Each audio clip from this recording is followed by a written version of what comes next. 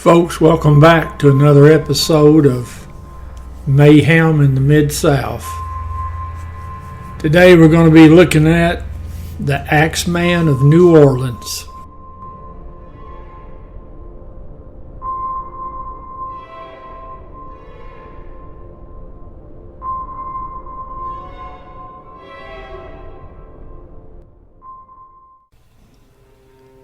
Alright folks, it's the early 20th century,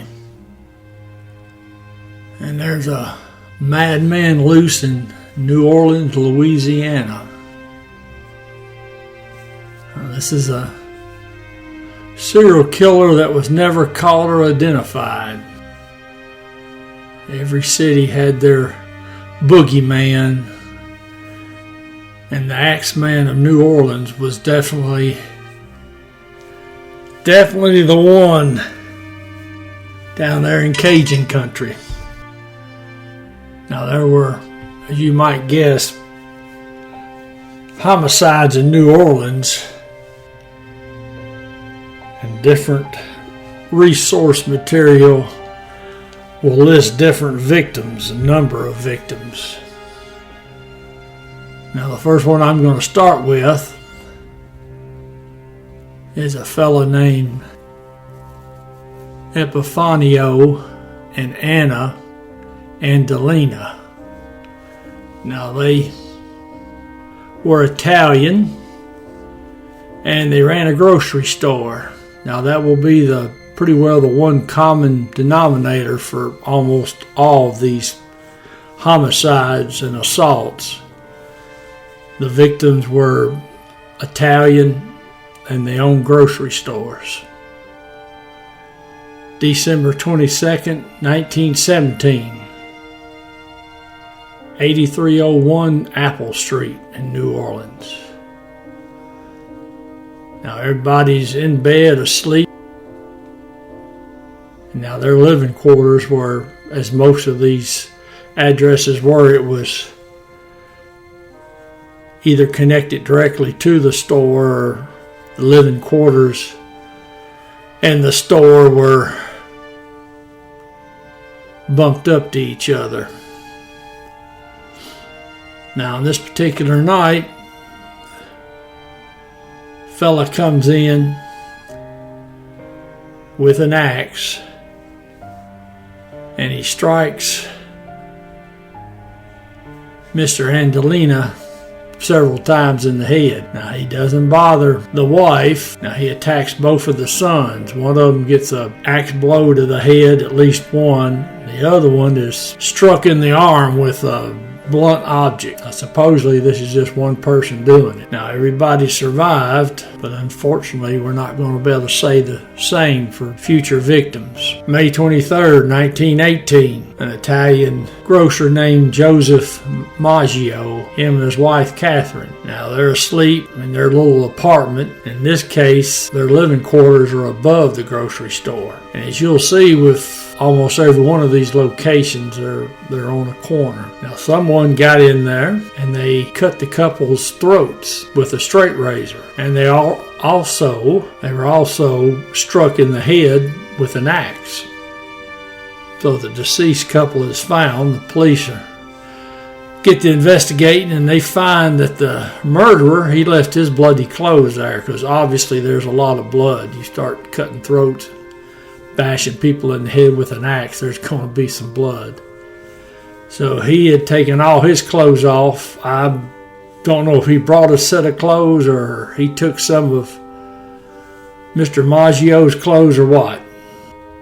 Now they know it wasn't a robbery because there was money and valuables left in plain sight. And as we'll see in most of these cases, the murder weapon was left on the scene. In fact, we're also going to see where in many cases the murder weapon belongs to the actual victim. Now, not too far from the scene of the crime, there's a chalk message written on the sidewalk, on the curb, an a la Jack the Ripper. And it says, Mrs. Joseph Maggio will set up tonight, just like Mrs. Tony. Now, the police thought that was interesting because Mrs. Tony had been the victim of an attack, along with, I believe, her husband, during a time period around 1910 to 1911. I think there was 3 sets of assaults where some of the victims died, but Mrs. Tony was one of them.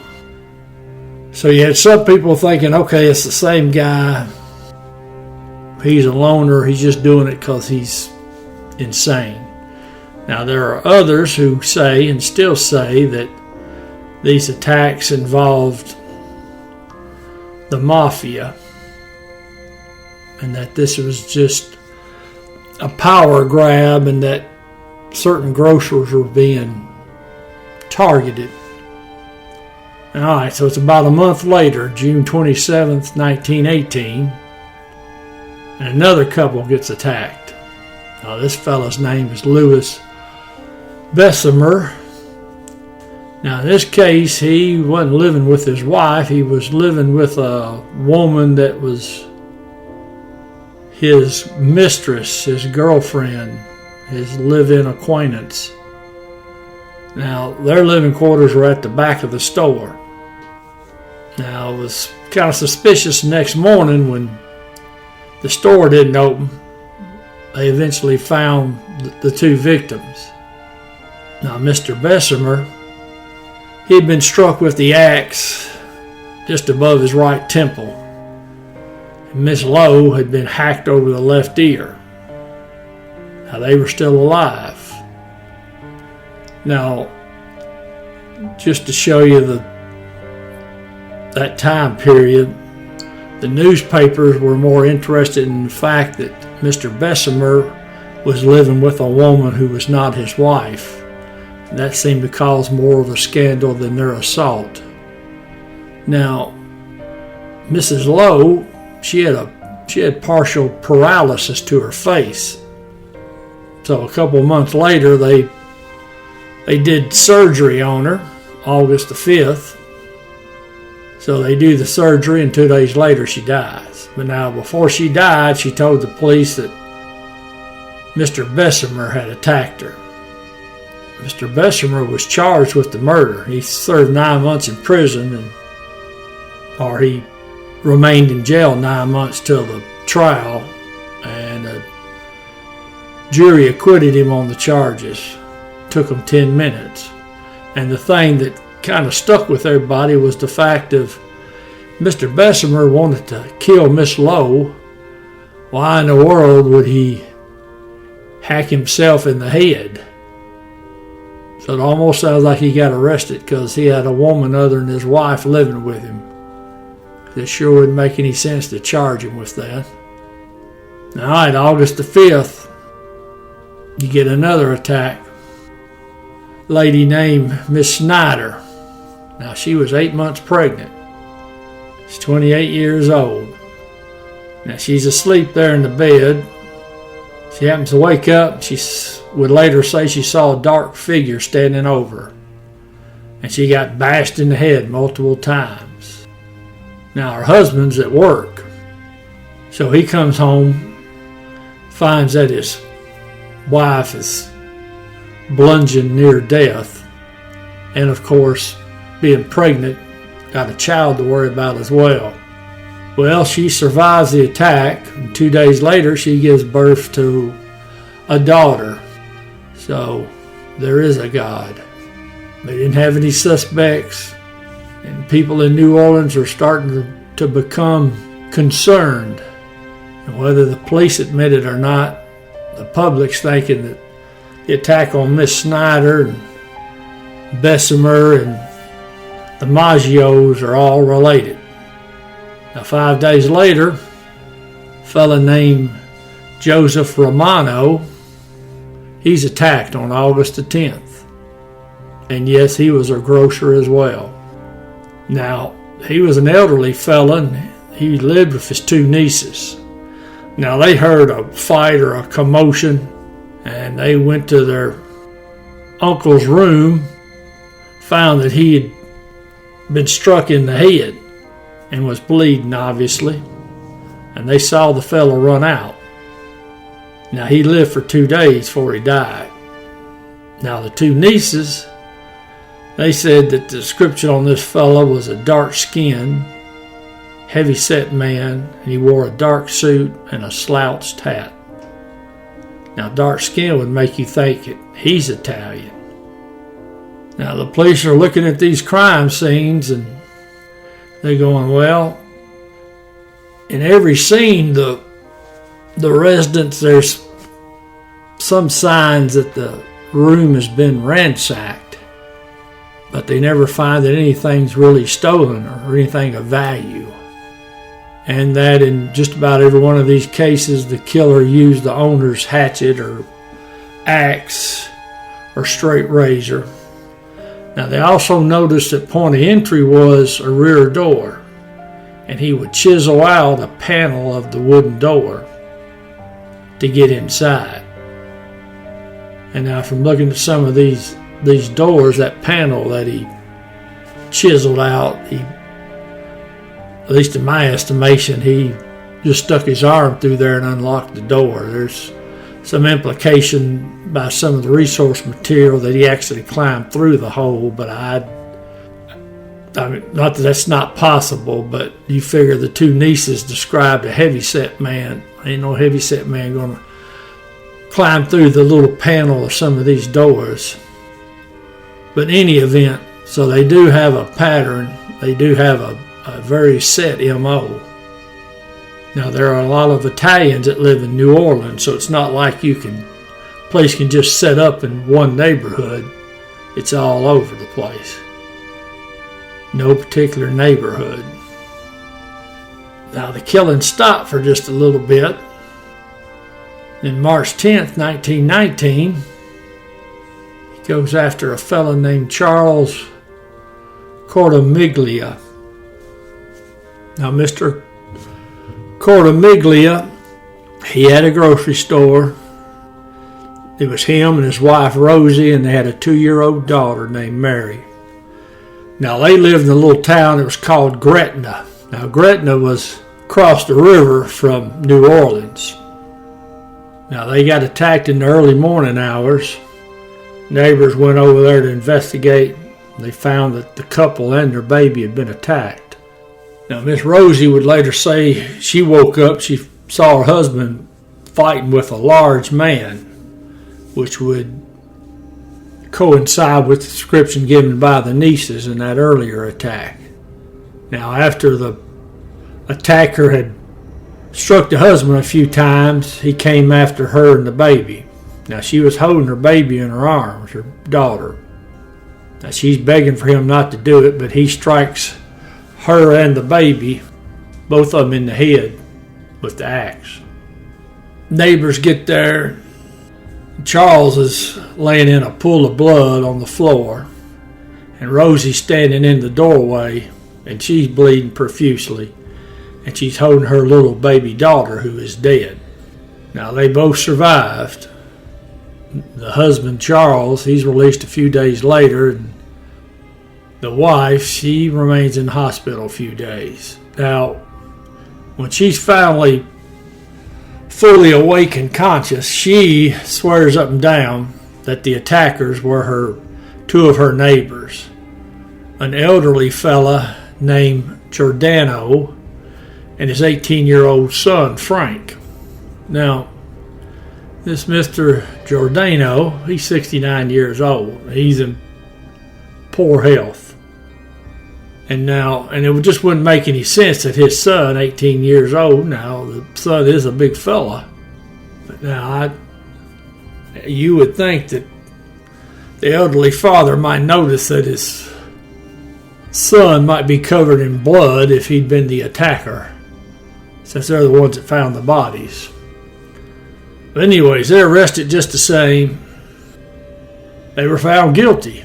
Just goes to show you the folks in New Orleans want somebody to go to prison or be executed, even if it doesn't make any sense. Well, now the son, they sentence him to hang and the father to life in prison. Now, after the trial, Mr. Cortamiglia, he divorces his wife. He's so disgusted because he knows it's not them. Now, a year after the father and son have been sentenced, Miss Rosie, she decides that they didn't do it. She goes in and signs a statement saying that she was wrong, it wasn't them. Said she accused them because of jealousy and spite, and I have no idea what that means. I still haven't figured that out. Thankfully, they let the father and son go.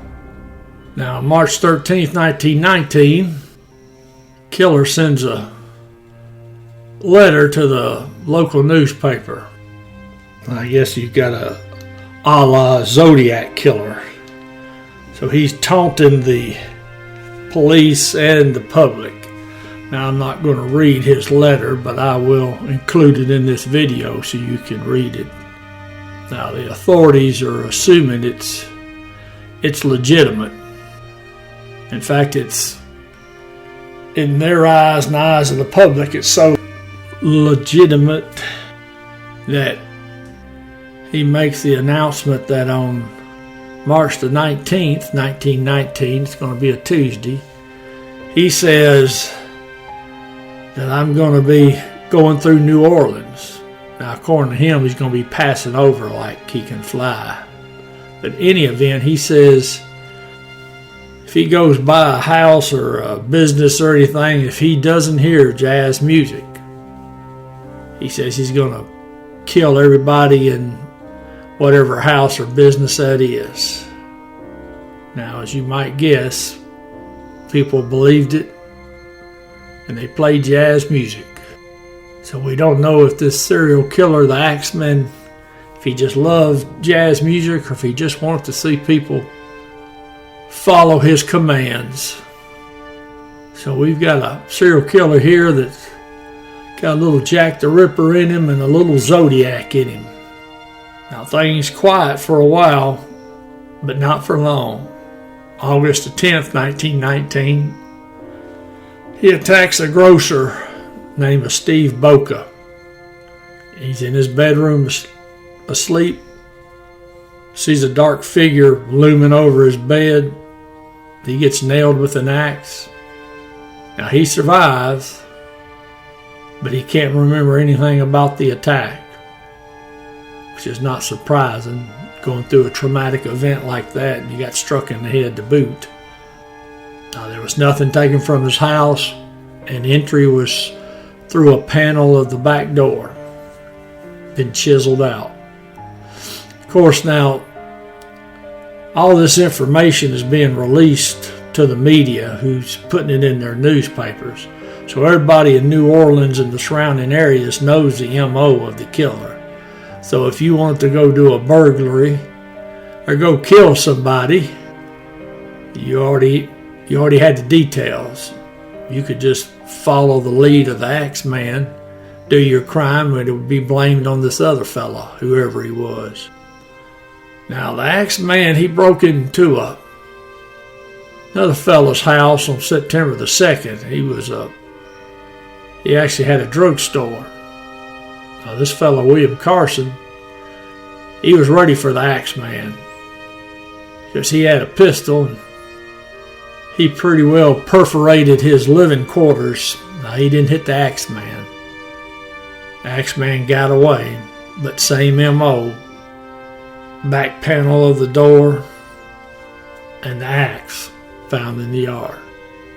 September 3rd, 1919, a young lady, I don't know if she was Italian, it doesn't seem to be that she was, but she living by herself, Sarah Lawman. Now, she's asleep, she gets attacked. Her house is locked up, windows are shuttered, the whole 9 yards.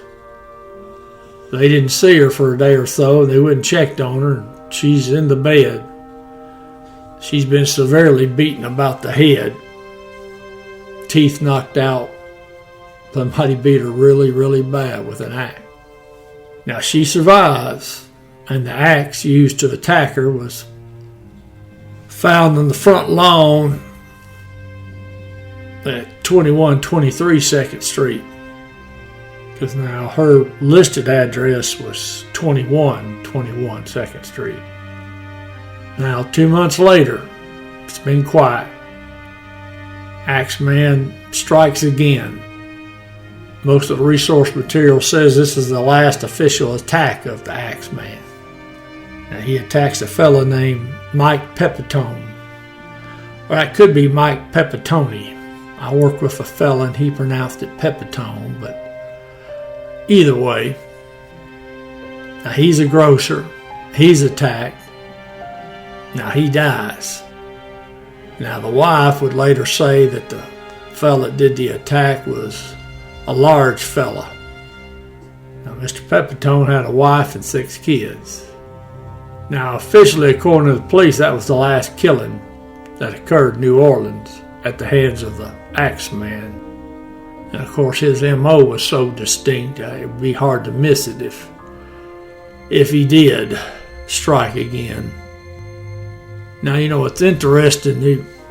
You've got likely suspects for Jack the Ripper and for the Zodiac and some of these unsolved serial murders. But you don't really have anybody for this set of crimes here. And now there are those who still say this was nothing more than a mafia war. But now I just find it pretty shocking that they go after the wife and the kids too, little kids. And the wife, seemed like to me, if you were in a war with a rival faction, you just go after the one you're after, not try to wipe out the family too. But I don't know, I've never been in a mafia war.